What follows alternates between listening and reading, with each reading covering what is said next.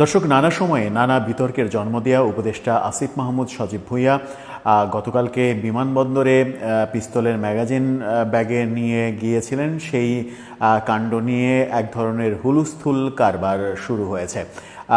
তিনি প্রথমেই যদি ব্যাপারটাতে খুবই পজিটিভলি নিজের আত্মপক্ষ সমর্থন করে একটা পত্রিকায় বিবৃতি দিতেন, তাহলে হয়তো ব্যাপারটা পরিস্থিতিটা ঘোলাটে হতো না।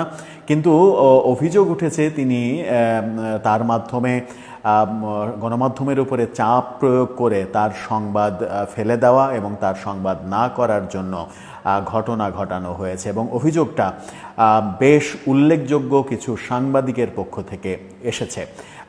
সেই অভিযোগ যখন এসেছে তখন আসিফ মাহমুদ সজীব ভুঁইয়া বলেছেন যে তার বৈধ লাইসেন্সকৃত অস্ত্র রয়েছে।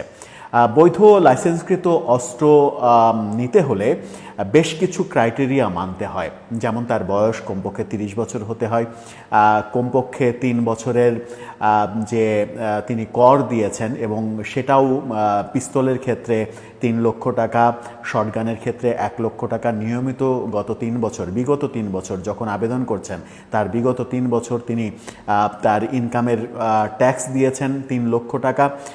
এ সহ বেশ কিছু কাগজপত্র তাকে দাখিল করতে হয় বৈধ অস্ত্র নিতে হলে।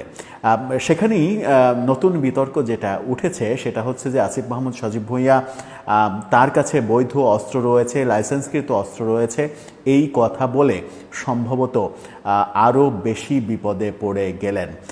কারণ প্রশ্ন উঠেছে অনেকগুলো যে তিনি সেই ক্রাইটেরিয়াগুলো পূরণ করতে পেরেছেন কিনা, নাকি উপদেষ্টা হিসেবে কিংবা জুলাই আন্দোলনের যে ক্রেডিট সেই ক্রেডিট দিয়ে প্রেশার দিয়ে এক ধরনের তিনি এটা অর্জন করেছেন।